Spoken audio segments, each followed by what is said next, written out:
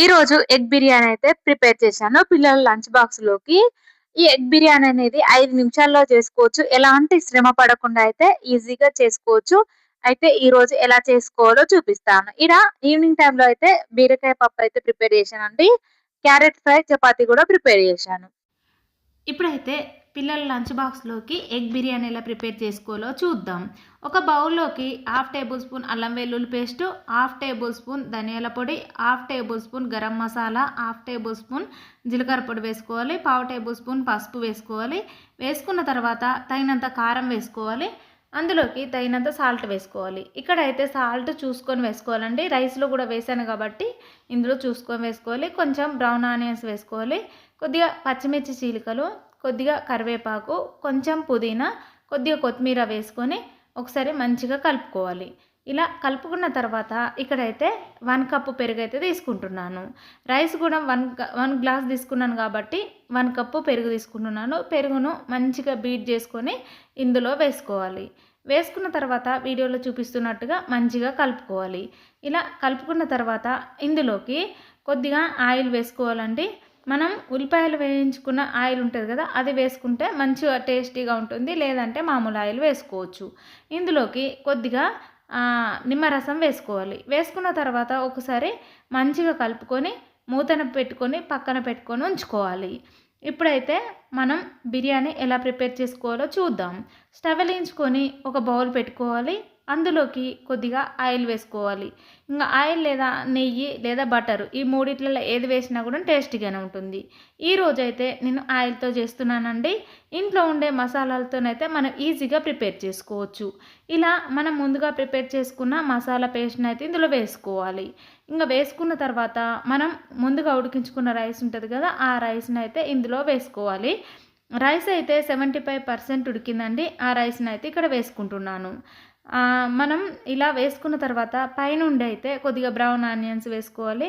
కొంచెం పుదీనా, కొద్దిగా కొత్తిమీర వేసుకోవాలి. వేసుకున్న తర్వాత మనం ముందుగా బాయిల్ చేసుకున్న ఎగ్స్ ఉంటాయి కదా, వాటిని అయితే కొద్దిగా ఆయిల్లో వేయించుకొని ఇలా కట్ చేసుకొని పీసులు అయితే వేసుకోవాలి. ఇలా వేసుకున్నాం అనుకోండి, మనకైతే ఎగ్ బిర్యానీ చాలా టేస్టీగా ఉంటుందండి. ఇలా వేసుకొని కొద్దిసేపు మూత పెట్టి మగ్గించుకోవాలి.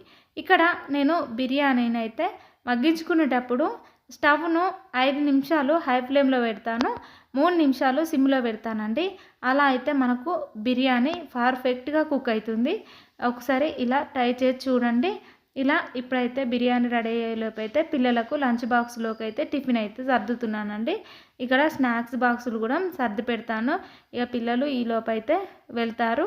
అందుకోసమనే నేను ఇలా ఫాస్ట్గా బిర్యానీ అయితే రెడీ చేస్తున్నానండి. 5 నిమిషాల్లో బిర్యానీ అయితే రెడీ అవుతుందండి. ఒకసారి ఇలా ట్రై చేసి చూడండి.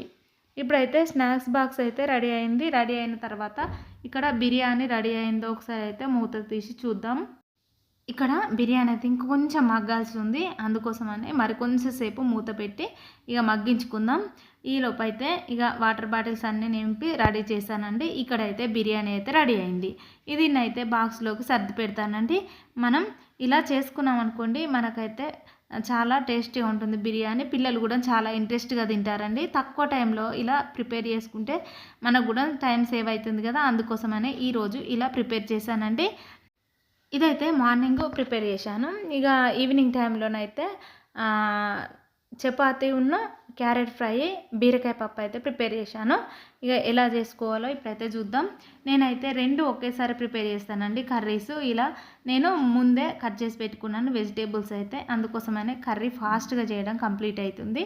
ఇంకా స్టవ్ వెలిగించుకొని ఒక బౌల్ పెట్టుకొని అందులోకి ఆయిల్ వేసుకోవాలి. ఈ 2 బౌళ్ళు వేసుకున్న తర్వాత అందులోకి కొంచెం జీలకర్ర, కొద్దిగా ఆవాలు, కొంచెం ఉల్లిపాయ ముక్కలు, కొద్దిగా కరివేపాకు ఇవైతే వేసుకోవాలి. మనం ఇవన్నీ పచ్చివాసన పోయేంత వరకు వేయించుకోవాలండి. వేయించుకున్న తర్వాత అందులోకి కొద్దిగా వెల్లుల్లి రెబ్బలు అయితే దంచేసుకోవాలి. అవి అయితే వేసుకున్న తర్వాత అందులోకి ఇంకా క్యారెట్ ముక్కలు ఒకదానిలో, బీరకాయ ముక్కలు ఒకదానిలో వేసుకోవాలి. ఇలా వేసుకున్న తర్వాత వాటిని అయితే ఒకసారి మంచిగా కలుపుకొని ఇక పచ్చివాసన పోయేంత వరకు వేయించుకోవాలి.